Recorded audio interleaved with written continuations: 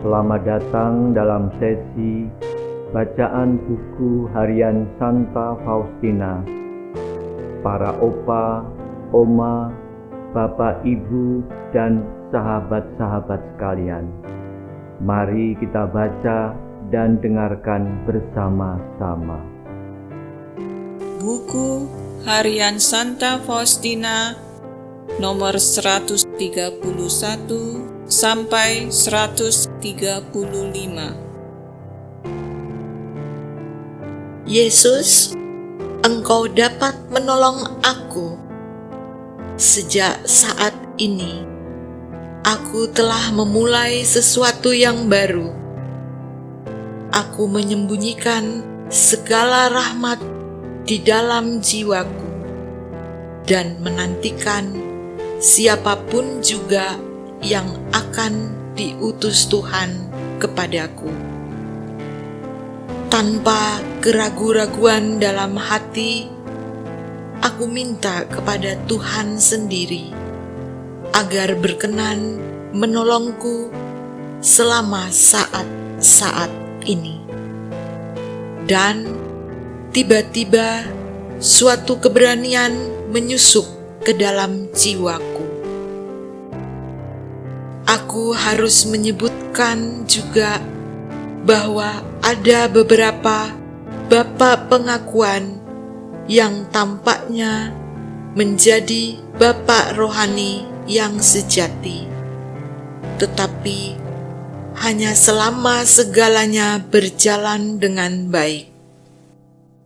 Ketika jiwa membutuhkan bantuan yang lebih besar, mereka menjadi bingung dan entah tidak dapat, entah tidak mau memahami jiwa itu.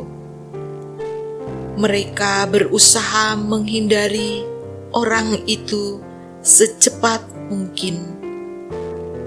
Tetapi kalau jiwa itu rendah hati, ia akan selalu memetik manfaat walaupun sedikit. Kadang-kadang Allah sendiri akan memancarkan seberkas sinar ke dalam lubuk jiwa itu oleh karena kerendahan hati dan imannya. Kadang-kadang bapak pengakuan akan mengatakan sesuatu yang tidak pernah ia maksudkan, bahkan tanpa menyadarinya. Oh, biarlah jiwa itu percaya bahwa kata-kata seperti itu adalah kata-kata Tuhan sendiri. Memang kita harus percaya bahwa setiap kata yang diucapkan di kamar pengakuan adalah kata-kata Allah. Yang aku maksud di sini adalah sesuatu yang datang langsung dari Allah. Dan jiwa itu merasa bahwa imam itu bukanlah tuan atas dirinya, yang sedang mengatakan hal-hal yang tidak ingin ia katakan.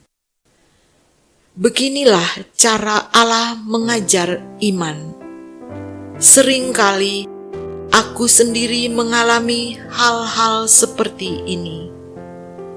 Salah seorang imam yang sangat terpelajar dan sangat dihormati, yang kepadanya aku kadang-kadang pergi mengaku dosa, selalu bersikap keras dan menentang masalah-masalah yang aku ungkapkan kepadanya. Tetapi pada suatu kesempatan ia menjawab kepadaku, "Ingatlah, suster, bahwa kalau Allah meminta hal ini dari suster, suster hendaknya tidak melawan Dia. Kadang-kadang Allah ingin dipuji justru dengan cara ini. Tenanglah, apa yang sudah dimulai oleh Allah akan Ia selesaikan. Tetapi saya ingin menegaskan hal ini kepada suster. Kesetiaan kepada Allah dan kerendahan hati, sekali lagi kerendahan hati. Ingatlah baik-baik apa yang telah kukatakan kepada suster hari ini. Hatiku sangat senang dan aku berpikir bahwa barangkali imam ini telah memahami aku. Tetapi situasinya berubah sama sekali, sehingga aku tidak pernah lagi pergi mengaku dosa kepadanya. Pada suatu hari, salah seorang muder yang sudah lanjut usia memanggilku. Seolah-olah halilintar di siang bolong menyambar kepalaku sedemikian dahsyat, sehingga aku bahkan tidak dapat mengerti apa yang sedang ia katakan. Tetapi tidak lama kemudian aku mengerti bahwa yang ia lontarkan itu berkaitan dengan suatu masalah yang sama sekali tidak tergantung dari aku. Ia berkata kepadaku, "Suster, buanglah dari kepalamu gagasan bahwa Tuhan Yesus mau bersatu dengan cara yang sedemikian mesra dengan seonggok ketidaksempurnaan yang memprihatinkan seperti kamu. Ingatlah bahwa hanya dengan jiwa-jiwa kuduslah Tuhan Yesus bergaul seperti itu.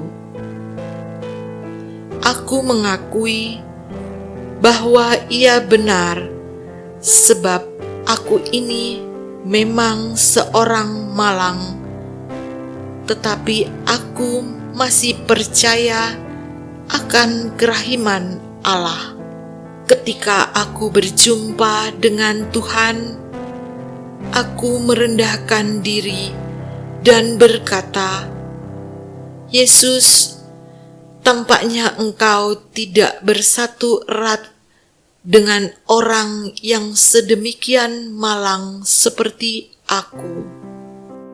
Tenanglah, putriku, persis lewat kepapaan seperti itu, aku ingin menunjukkan kuasa kerahimanku. Aku memahami bahwa muder ini hanya ingin merendahkan aku. Oh Yesusku, sudah begitu banyak kali Engkau mencobai aku dalam masa hidupku yang singkat ini. Aku sudah mulai mengerti begitu banyak hal, bahkan sedemikian rupa, sehingga aku menjadi heran.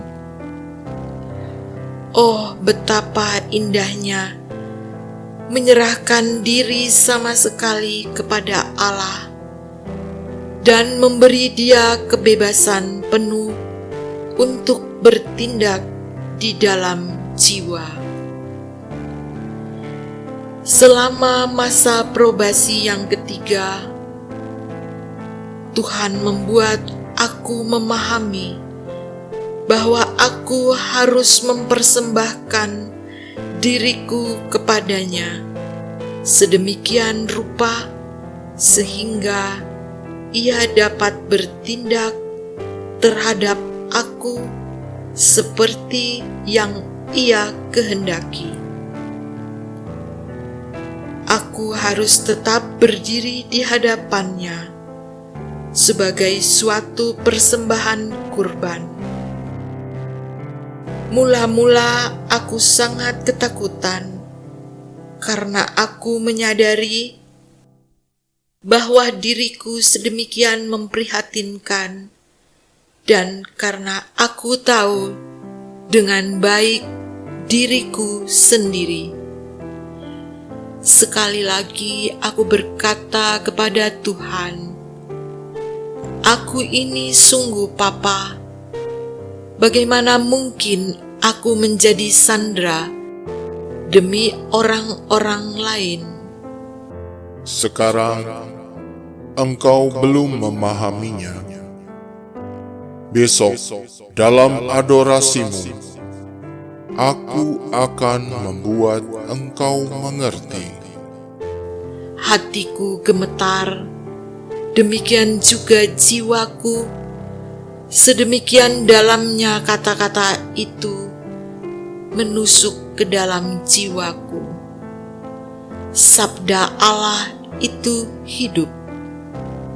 Ketika aku datang ke adorasi, aku merasakan dalam jiwaku bahwa aku telah masuk ke dalam bait Allah yang hidup, yang keagungannya luar biasa dan tak terselami. Dan Ia membuat aku mengerti apa itu roh-roh yang bahkan paling murni dalam pandangannya. Meski aku tidak melihat suatu pun secara lahiriah, kehadiran Allah meliputi diriku. Pada saat itu juga budiku disinari terang yang ajaib. Suatu penglihatan melintas di depan mata jiwaku. Tampaknya seperti yang dialami oleh Yesus di Taman Zaitun. Mula-mula penderitaan fisik dan segala situasi yang akan memperberat penderitaan itu.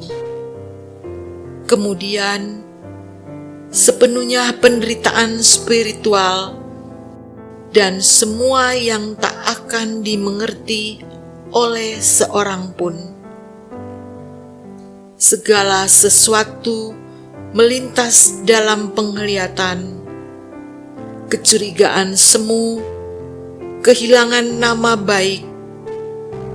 Aku telah merangkumnya, tetapi pengetahuan ini sedemikian jelas, sehingga apa yang kualami kemudian sama sekali tidak berbeda dari apa yang aku saksikan saat itu.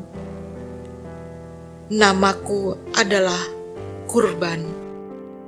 Ketika penglihatan itu berakhir, keringat dingin membasahi wajahku. Demikian telah kita baca dan dengarkan bersama-sama buku harian Santa Faustina hari ini. Kita akan lanjutkan bersama-sama besok di waktu yang sama. Berkah dalam.